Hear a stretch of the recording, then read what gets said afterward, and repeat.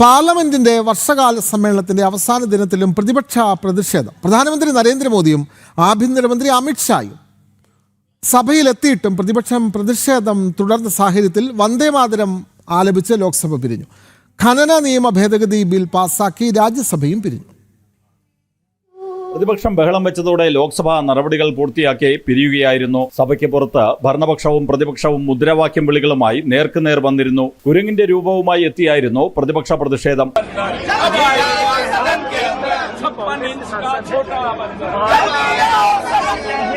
സഭാ സമ്മേളന കാലയളവിലാകെ ഓരോ ദിവസത്തിലും ഓരോ വിഷയമുയർത്തിയായിരുന്നു പ്രതിപക്ഷ പ്രതിഷേധം. അയോധ്യ രാമക്ഷേത്ര വിഷയം ഉയർത്തി പ്രതിപക്ഷം നടത്തിയ പ്രതിഷേധത്തിൽ സന്യാസ സമൂഹത്തെയും സനാതനധർമ്മത്തെയും അപമാനിച്ചത് ഇന്ത്യ സഖ്യത്തെ പ്രതിരോധത്തിലാക്കിയിരുന്നു.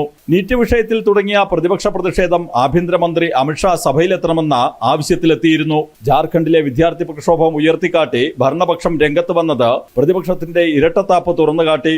പ്രതിപക്ഷ പ്രതിഷേധത്തിനിടെ രാജ്യസഭയിൽ ഖനന നിയമ ഭേദഗതി ബില്ല് പാസാക്കി. ജൂലൈ 20 ആരംഭിച്ച വർഷകാല സമ്മേളനം അവസാനിക്കുമ്പോൾ പ്രതിപക്ഷത്തിന്റെ ഇരട്ടത്താപ്പ് സമീപനം തന്നെയാണ് തുറന്നുകാട്ടപ്പെടുന്നത്.